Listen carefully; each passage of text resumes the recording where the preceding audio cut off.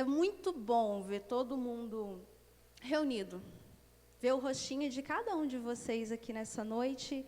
Alegra o meu coração, com certeza alegra o coração do pastor que vocês têm, da pastora que vocês têm, porque não tem lugar melhor para recebermos aquilo que nós precisamos da parte do Senhor do que na casa dele, em comunhão, porque a comunhão é que vai fazer toda a diferença.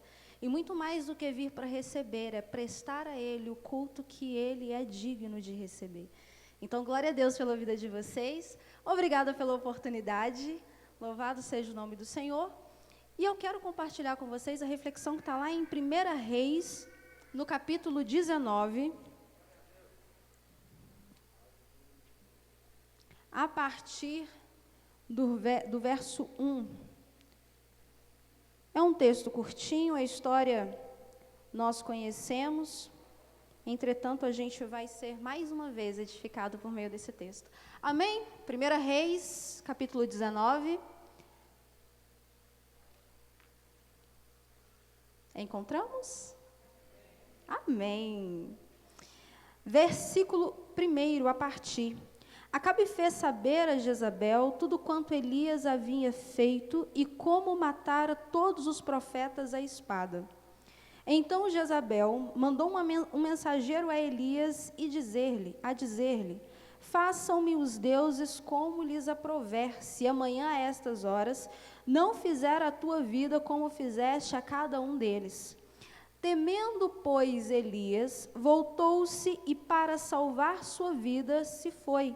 E chegou em Berseba, que pertence a Judá, e ali deixou o seu moço. Vamos dar um pulinho lá para o versículo 9, que diz assim: ali entrou numa caverna, onde passou a noite, e eis que lhe veio a palavra do Senhor, e lhe disse, que fazes aqui, Elias?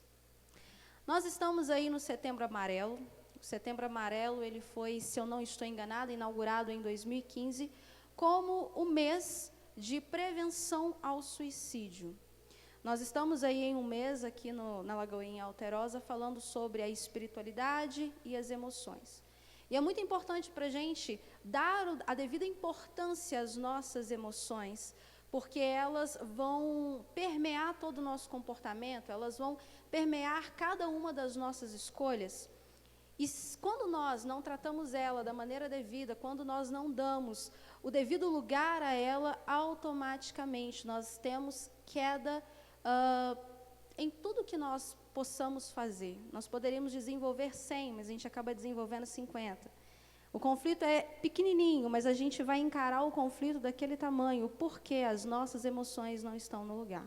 O gerenciamento das nossas emoções, elas não estão acontecendo da maneira correta. E o mau gerenciamento, a nossa irresponsabilidade frente às nossas emoções, tem conduzido várias pessoas ao ápice de transtornos, ao ápice de angústias, e aí a gente vai ter várias manifestações nas suas variadas maneiras, como, por exemplo, a depressão, e a gente tem vários tipos de depressão diferente. Nós vamos encontrar o próprio suicídio como a cartada final, por assim dizer. Nós vamos ter as crises de ansiedade, nós vamos ter os transtornos psíquicos, enfim. É uma variedade de situações, de sintomas, de traços que a gente pode desenvolver por causa desse mau gerenciamento, dessa irresponsabilidade. E hoje aqui nós estamos tendo a oportunidade de pensar um pouquinho nesse bom gerenciamento das emoções a partir das Escrituras. Nós aprendemos que a Bíblia, ela é completa. A Bíblia, ela cuida de cada detalhe da nossa vida. A Bíblia, ela tem respostas e ela vai nos orientar em todas as nossas necessidades, em todas as nossas demandas. E nós precisamos desesperadamente, como Paulo fala, né? Eu desejo essa revelação, eu desejo essa palavra, eu desejo essa vida como o neném deseja o leite materno. Que ela seja o nosso refúgio, que ela sempre seja o nosso parâmetro para tudo. Então, o Setembro Amarelo é um mês para nos lembrar, cuidado com as suas emoções. Cuidado. Eu tinha escolhido como tema, na corda bamba. Cuidado com a corda bamba. Cuidado para nós não fazermos morada no lugar que nós não deveríamos nem estar. E isso começa com coisas tão pequenininhas, com coisas que a gente chama do nada a ver. Isso aqui não tem problema não. Joga para debaixo do tapete. E em consultório eu costumo falar, tudo que a gente enterra vivo, nunca morre. Uma hora aquilo vai voltar. Então cuide, vamos cuidar das nossas emoções. E Elias nos ensina um pouquinho disso. Essa passagem que eu li, ela fala do profeta Elias, que foi tremendamente usado pelo Senhor.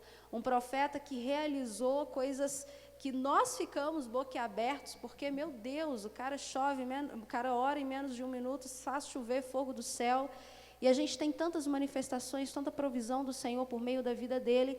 Entretanto, depois de uma experiência poderosa que Elias teve, Deus usando a vida dele para manifestar o poder, o nome do Senhor na terra, a gente tem um homem que, horas atrás, ele estava vivendo uma experiência incrível de ver literalmente fogo chover do céu e consumir todo o sacrifício. Agora ele está totalmente amedrontado. Elias, ele recebe uma mensagem de Jezabel e fala: olha, te prepara, porque do jeito que você fez com os meus profetas, eu vou fazer com você. E você pode ter certeza absoluta que eu vou cumprir aquilo que eu estou falando. Vai acontecer. Pode me cobrar os deuses, mas você vai estar morto. E aí, de repente, esse homem que estava cheio da força, da ousadia, da coragem, chegou, se colocou, falou, zombou, fez até gracinha daquilo que ele estava fazendo. Em cenas um pouco mais para frente, ele já é um cara totalmente amedrontado. Um cara que estava cheio da convicção, que estava cheio da força, que estava cheio da coerência, por assim dizer. De repente as emoções dão uma rasteira. E isso pode acontecer com qualquer um de nós. Se nós não tivermos e nós não darmos a devida importância e não tivermos atenção à qualidade daquilo que nós sentimos. E então o texto vai dizer para a gente, vamos voltar lá? No versículo 3, temendo, pois, Elias, voltou-se e para salvar a sua vida se foi, e chegou a Berseba, que pertence a Judá, e ali deixou o seu moço. Quando a gente fala de gerenciamento das emoções, a gente já começa a rebater, por exemplo, a ideia de controle. Tem pessoas que chegam no meu consultório e falam assim: Nath, eu quero saber como é que eu tenho controle das minhas emoções. Como é que eu controlo o medo? Como é que eu controlo a raiva? Como é que eu controlo o pânico? Como é que eu controlo essa ansiedade? Como é que eu controlo? Controle nós não temos. Controle está além daquilo que a gente pode ter. Ninguém tem controle, mas nós conseguimos ter um aperfeiçoamento da nossa capacidade de gerenciar as nossas emoções. E uma vez que a gente descarta a ideia de eu tenho que ter controle para aprender a gerenciar, a gente vai começar a trabalhar com aquilo que é real. Eu posso entender que Elias, devido às suas várias experiências, ele começou a criar um ideal na mente dele de autoafirmação. Eu sou, eu consigo, eu vou, eu posso, eu vou falar e vai acontecer, uma confiança muito grande. Mas tamanha confiança, se ela não for muito bem sustentada, mais cedo ou mais tarde, ela pode despencar. Quantos aqui já criaram expectativa acerca de alguma coisa? Levantem a mãozinha aí. Todo mundo. A expectativa porque o baixo vai chegar, a expectativa porque o curso vai começar, a expectativa porque eu tenho um encontro marcado, a expectativa porque eu tenho uma coisa. A expectativa, ela permeia os nossos dias, faz parte. Mas se nós não tivermos cuidado, na mesma intensidade que eu tenho a expectativa, eu tenho a frustração. E aí que vem a questão: se eu não sei lidar com aquilo que me afronta, aquilo que me tira do normal, aquilo que me tira do meu costume, do meu comodismo, aquilo que me tira daquilo que eu já conheço, eu não vou conseguir lidar muito bem com isso. E aí, o profeta Elias, ele tem uma afronta, por assim dizer, direta. Ele tem uma palavra bem direcionada e bem esclarecida: olha, vai acontecer, e eu estou te garantindo que vai acontecer. Você não temeu os meus profetas, mas você vai me temer. E, de fato, ele começa a temer. A qualidade das nossas emoções, vai interferir diretamente na nossa interpretação da realidade. O profeta Elias, ele já passou por várias experiências, e várias experiências ele encontrou pessoas trazendo palavras contrárias à palavra que ele estava falando. Só que nessa situação, ele mais uma vez se depara com uma palavra contrária àquilo que ele acreditava, e de repente, ele não conseguiu se sustentar como nas outras vezes. E então ele tem a queda. Então ele é roubado, ele tem aquele momento de isolamento. Quando a gente não tem um bom gerenciamento emocional diante dos nossos conflitos, diante das percas, diante do sermos tirado daquilo que para a gente nós já estamos acostumados, vai nos gerar isolamento. Quantos de nós, a gente acorda de vez em quando meio atravessado e fala, hoje não quero falar com ninguém, quero ficar sozinho. A gente está passando por alguma dificuldade, passando por alguma coisa, eu não quero falar nada com ninguém, eu quero ficar sozinho, me deixa. Não quero atender telefone, não quero mandar mensagem, não quero dar satisfação, pergunta se está bem, você fala que está bem, só para ver se a outra para de perguntar. Uma das primeiras características de quem não está com as suas emoções em dia é o isolamento. E o versículo 3 fala isso para a gente, porque ali ele deixou o seu moço.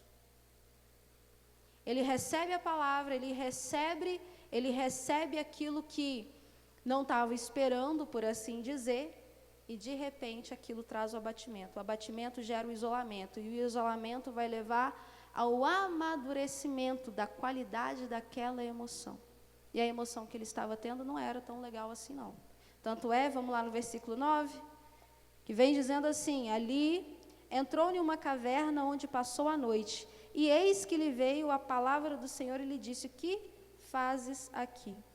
O isolamento dele não foi um isolamento comum.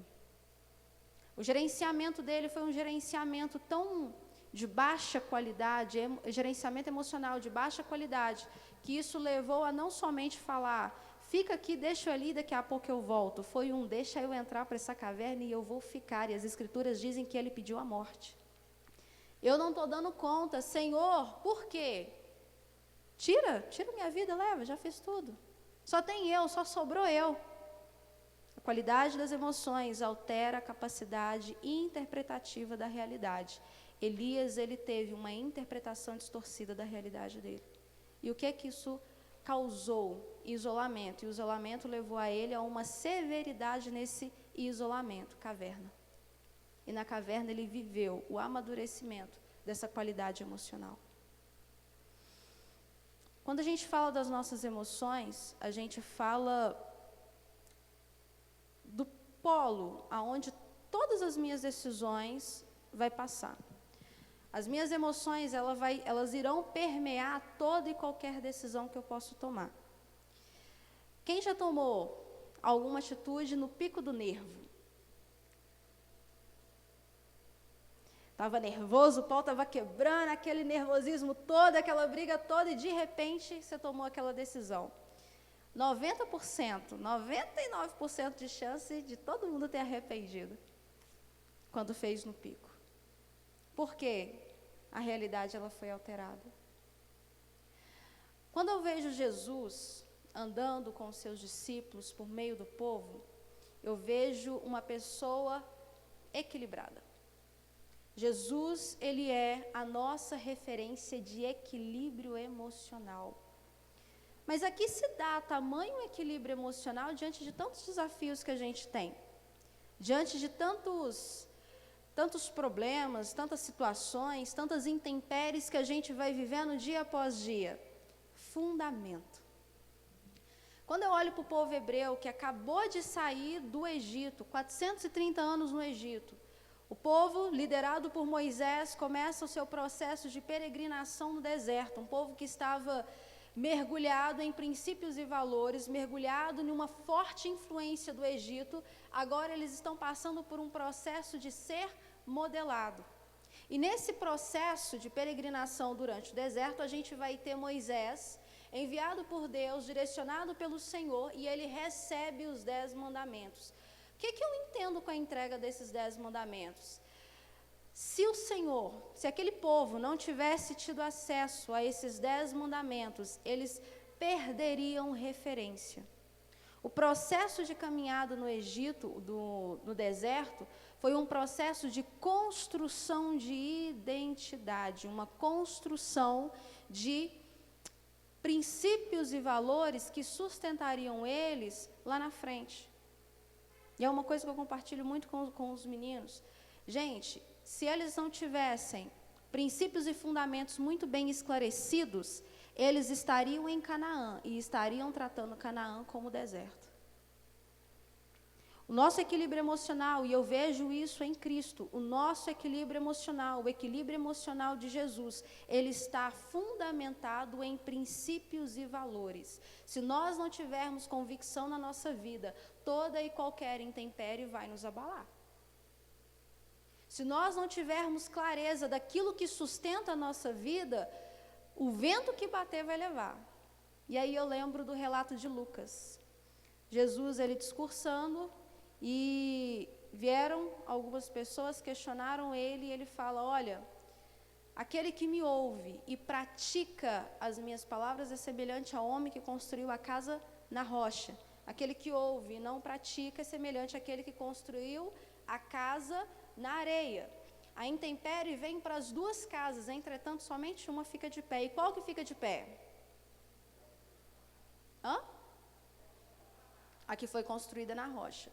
Mas por que aquela que está na rocha, ela ficou firme? É só porque está na rocha? A gente aprende um pouquinho mais com isso. A rocha, ela vai simbolizar esse fundamento, ela vai simbolizar essa base. Se eu piso em um lugar que eu sei que é seguro, eu não piso com medo, eu simplesmente piso. E aí, quando Jesus fala isso para a gente, quando a gente olha para essa questão de fundamento, uma vida sem clareza daquilo que nos sustenta é uma vida na corda bamba. Porque a hora você está da direita, a hora você está na esquerda, a hora você está no amarelo, a hora você está no azul, a hora você sente medo, a hora você sente raiva, e você não sabe lidar com aquilo, porque não está muito bem esclarecido. Isso vale para relacionamento conjugal, mas também qualquer tipo de relacionamento. O que vai sustentar são os princípios e valores. É ou não é, pastor? O que vai sustentar um relacionamento são princípios e valores que é defendido dentro desse relacionamento. E aí eu volto no povo hebreu. Se eles não tivessem tido essa identidade, se eles não tivessem tido princípios e valores, fundamento, alicerce muito bem colocado, eles não conseguiriam chegar no objetivo deles. E quantas pessoas que nós conhecemos que estão parando pelo meio do caminho? Busca aí na sua memória. Quem que até pouco tempo estava com você e de repente agora já ficou pelo meio do caminho? Ou até mesmo nós. Começamos alguma coisa e paramos pelo meio do caminho. Começamos a realizar alguma coisa e simplesmente fica por ali mesmo. Nós somos responsáveis por manter o equilíbrio na nossa vida. Entretanto, a gente não faz isso na nossa força. Nós fazemos isso pelo poder do Espírito Santo. Porque Ele é aquele que direciona, Ele é aquele que sustenta, Ele é aquele que traz entendimento, e Atos nos mostra isso. Sai, mosquito. Trem. Vamos lá. E Atos nos mostra isso.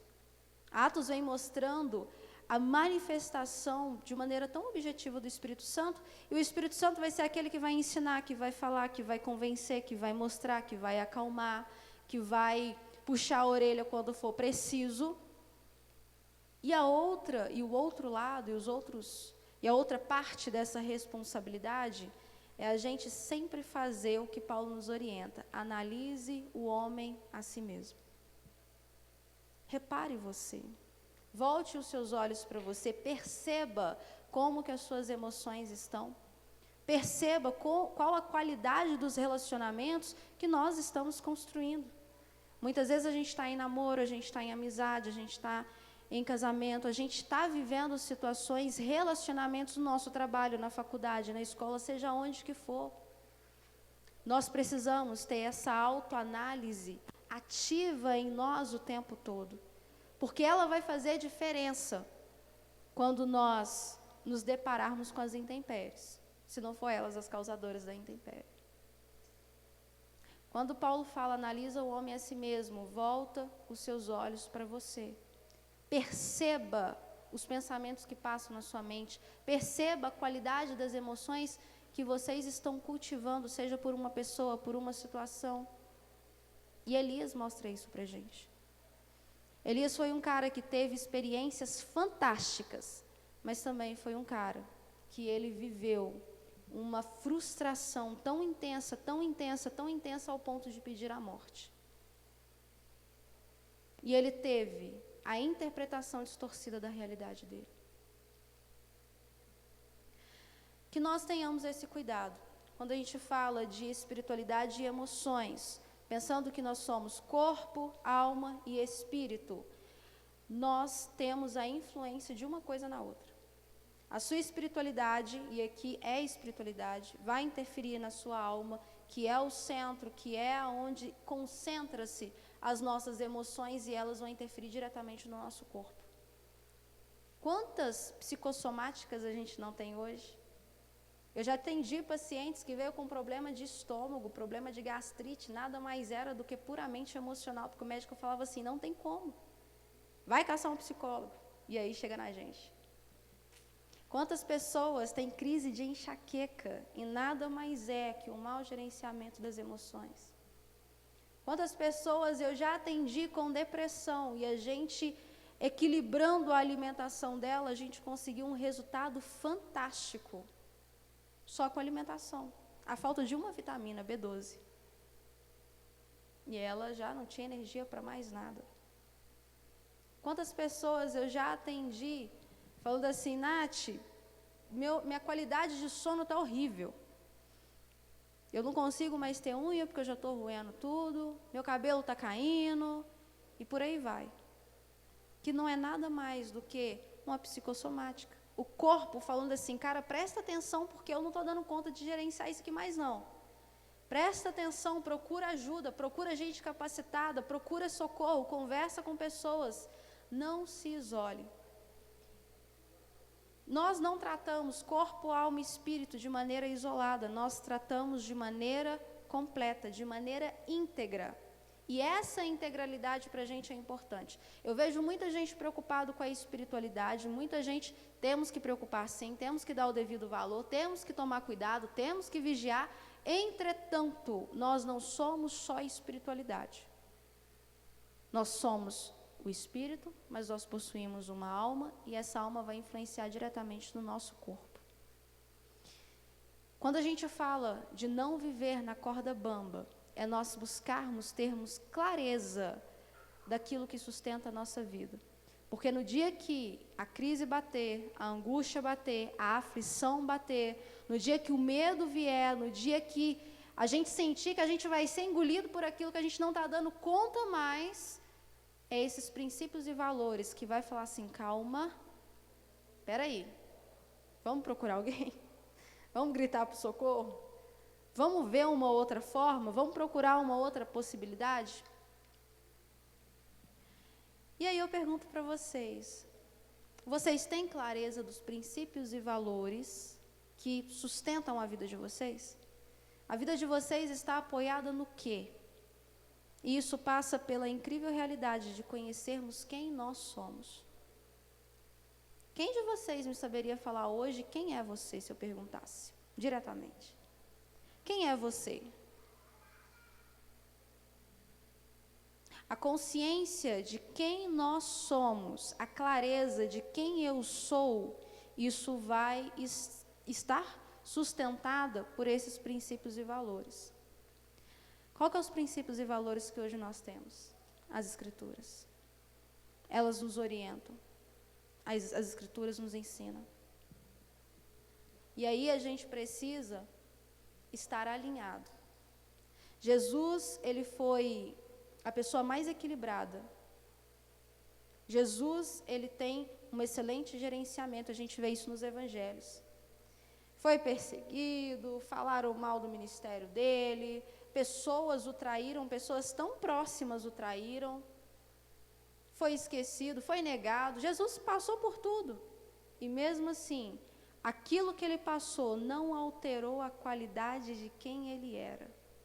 porque ele sabia quem ele era, ele sabia o que estava sustentando, ele sabia qual que era o propósito da vida dele.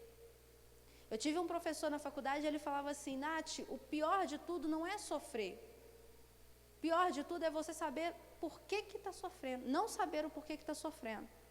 Porque se eu sei que essa dor momentânea, eu lembro de Paulo, isso aqui tudo é passageiro, nada se compara com a glória que há de ser revelada, ou seja, eu tenho convicção, eu tenho aonde me apoiar, eu tenho no que me apoiar, que são as bases, que é o alicerce. Como é que está a sua rocha hoje? Ou melhor, como é que está a sua construção em cima dessa rocha? Porque Lucas, ele vai nos relatar que a pessoa, quando ela, que essa pessoa que ouviu a palavra do Senhor e foi praticar, e construiu a casa em cima de uma rocha, ele teve que cavar para encontrar a rocha. Nós temos que nos esforçar, nós temos que utilizar as ferramentas que nós temos, e nós temos muitas ferramentas. E esses dias eu ministrei na célula, nós temos tudo o que nós precisamos. Tudo que nós precisamos para conseguir realizar, para conseguir chegar, para conseguir fazer o que temos que fazer, nós já temos. Ah, mas eu preciso de tal coisa, eu preciso de não sei o quê, eu preciso de outra coisa, e a gente vai. Eu preciso, só que aí a gente acaba não valorizando o que a gente já tem. A palavra que vocês precisam, vocês já têm, vocês já receberam. A estrutura que vocês precisam, vocês já possuem. A diferença é que muitas vezes a gente está tão apegado naquilo que a gente não tem, que a gente esquece de usar o que tem. Eu lembro da multiplicação dos 5 pães e 2 peixinhos. O que que tem? Só tem 5 pães e 2 peixinhos. Maravilha, é com isso daqui que eu vou fazer. É com o que eu tenho, não é com o que não tem. Voltem a mente, voltem o olhar de vocês para aquilo que vocês possuem, para aquilo que vocês têm. Tudo o que vocês precisam, tudo que nós precisamos, nós já temos. E Elias tinha. Só que Elias estava tão mergulhado nas emoções todas desorganizadas, em emoções mal elaboradas, ele foi pego de assalto que ele não percebeu que o que ele precisava, ele já tinha. Elias não foi simplesmente um cara usado por Deus isoladamente, ele tinha relacionamento com Deus. Só que isso não impediu ele ter uma interpretação distorcida da realidade. Nós precisamos aprender a cuidar de nós de maneira íntegra, corpo, alma e espiritualidade. Era um cara poderosamente usado pelo Senhor, mas isso não impediu que ele tivesse um mau gerenciamento das emoções dele e qualidades emocionais tão baixas, que na hora que bateu na porta dele, ele não soube lidar. A sua vida, a sua intimidade com o Senhor, o seu relacionamento com o Senhor, em momento algum, deve ser utilizado como uma desculpa para o desleixo emocional, para a falta de zelo emocional. Tem muita gente que está acostumado a ignorar isso e a jogar para debaixo do tapete. E Elias nos mostra mais uma vez que nós precisamos ter essa clareza, que nós precisamos ter esse senso, que nós precisamos ter esse autocuidado. Eu faço uma dinâmica em consultório e eu me baseio nos 10 mandamentos de Moisés. E algumas pessoas, eu falando de fundamentos, de princípios, e algumas pessoas falando assim: nossa, Nath, se eu fosse te falar um princípio que eu trago na minha vida, seria honestidade. Eu trago a honestidade. Nossa, a honestidade é um valor assim, fenomenal. A honestidade para mim é número 1 dos meus princípios, daquilo que eu valorizo, do meu fundamento de vida. E aí eu acho muito bonitinho, porque eu devolvo a pergunta falando: que legal, mas você está sendo honesto com você mesmo? Porque do contrário é hipocrisia. Não vem falar comigo que amor próprio é um dos seus valores, que amor ao próximo é um dos seus valores, se você não se ama. Porque isso é hipocrisia. Isso é incoerência. E aí as pessoas vão revelando ali os seus princípios e valores. Ah, mas um outro princípio e valor meu é a verdade. Maravilha. Temos sim, vamos nos apoiar da verdade, que coisa maravilhosa. Mas você está sendo verdadeiro com você mesmo? Se isso não estiver acontecendo, é incoerência. E toda incoerência vai nos aproximar para o desprazer. E o desprazer vai alterar a qualidade da nossa interpretação. O que adianta eu ser muito bem-sucedido fora, se dentro eu não sou bem-sucedido? O que adianta as pessoas olharem e falarem, uau, se por dentro eu estou um caco? E o Senhor não nos chamou para isso. O Senhor nos chamou para sermos pessoas inteiras. A restauração, a transformação que Jesus promove nas nossas vidas por meio da fé, por meio da confissão, ela acontece de maneira inteira. Corpo, alma e espírito. E a gente vai precisar se abrir para esse relacionamento com o Senhor de maneira inteira. Eu lembro da mulher da dracma perdida. Aquela mulher, ela tinha 10 dracmas. Vamos pensar aí em 10 coisas preciosas para aquela mulher. 10 valores, 10 coisas importantíssimas, imprescindíveis na vida dela. E aquela mulher, ela nos seus afazeres, acabou perdendo uma dracma. O que o texto fala para a gente que aquela mulher fez? Vamos ver se puxem aí na memória de vocês. As escrituras dizem, se eu não me engano, em Mateus, que ela procurou diligentemente a dracma que ela tinha perdido. Ela revirou a casa inteira até encontrar. Quando a encontrou, então ela teve alegria, ela conseguiu festejar. Muitos de nós estamos perdendo coisas para o meio do caminho e a gente não está percebendo. Muitos de nós estamos perdendo, estamos negociando, estamos no eu tenho que fazer, eu preciso desenvolver, eu tenho que dar conta, e isso está fazendo perder coisas tão preciosas, que na hora que a ficha cai, já não dá para resgatar mais. Eu tenho aqui essa xícara. Vamos imaginar que eu tenho 10 moedas de R$1 dentro dessa xícara.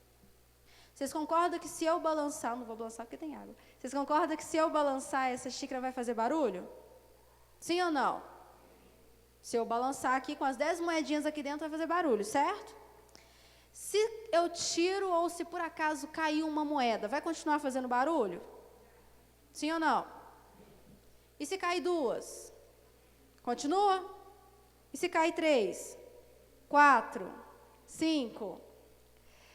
Tem muita gente que está assim. Vamos imaginar que essa xícara representa a nossa vida.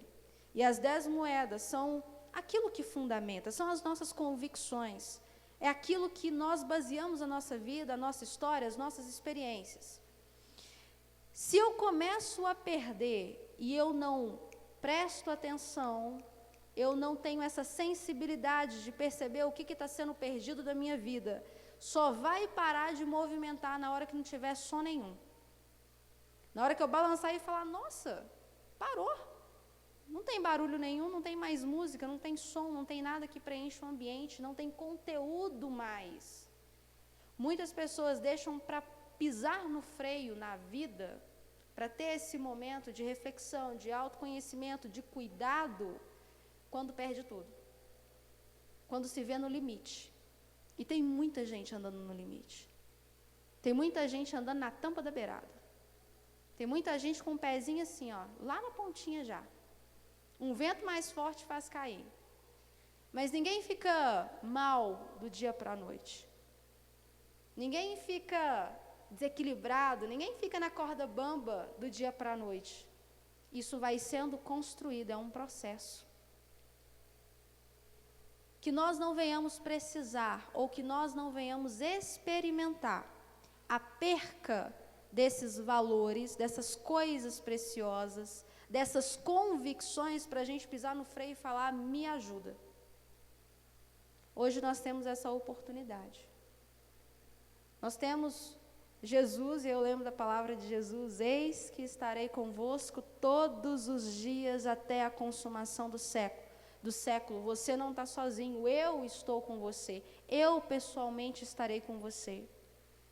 E aí, nós temos hoje também profissionais especializados, preparados, para nos auxiliar na lida com essas emoções.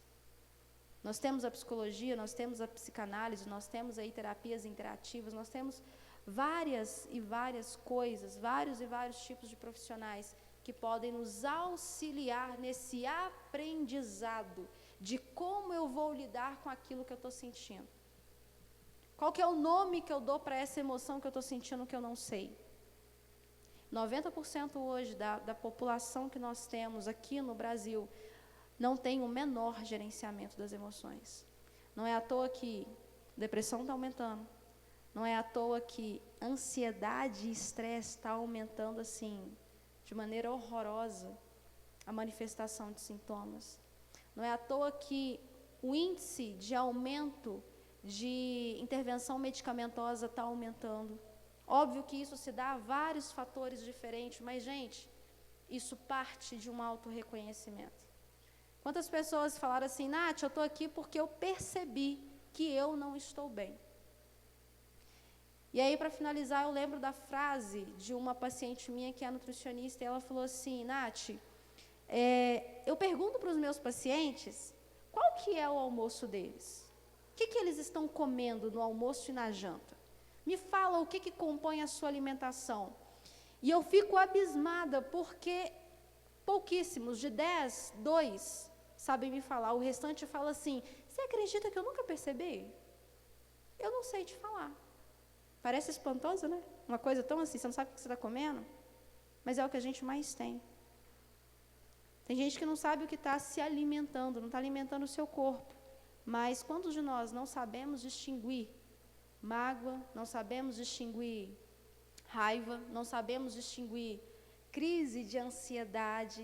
Quantos de nós não sabemos distinguir nervosismo, pânico, estresse e aquilo que está causando isso em nós? Parece ser uma coisa tão simples, falando teoricamente, mas na prática a gente sabe que é um desafio muito grande a gente viver esse contato com as nossas emoções. Vamos ficar de pé? Eu aprendo com Jesus que aquele que quer, busca. Tanto é que Jesus o tempo todo ele vem falando para a gente, bater e a porta vai ser aberta. Busque e então você vai encontrar. Clame e então te ouvirei. Ore e eu vou responder. Se manifeste a mim, se apresente de alguma forma. Mostre para mim, revele para mim, fala comigo, conversa comigo, porque eu estou aqui. Eu sempre estive aqui, eu estou aqui, fala comigo. E mais uma vez nessa noite, a gente está tendo a oportunidade de responder a essa chamada de Jesus. Vinde a mim, todos vós que estáis sobrecarregado, e eu vos aliviarei, cansados e sobrecarregados, e eu vos aliviarei.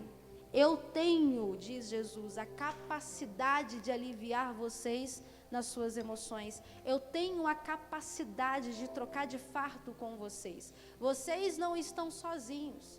Vocês não são, como disse Elias, eu sou o último profeta. E vem o Senhor e fala, não, tem mais 7.000 que não se curvaram. Tem mais 7.000 que ainda estão insistindo em ficar de pé. Tem mais gente insistindo para ficar bem. Tem mais gente insistindo em orar. Tem mais gente insistindo em buscar profissionais qualificados. Tem mais gente insistindo, você não é só. Você não está só. E que a gente não venha ignorar a palavra do Senhor quando Ele fala, vinde a mim. Vinde a mim. Está precisando? Vem a mim. Eu posso te ajudar, eu vou te orientar. Eu tenho o poder, eu tenho a autoridade para fazer isso. Que nós não venhamos negligenciar a chamada do Senhor.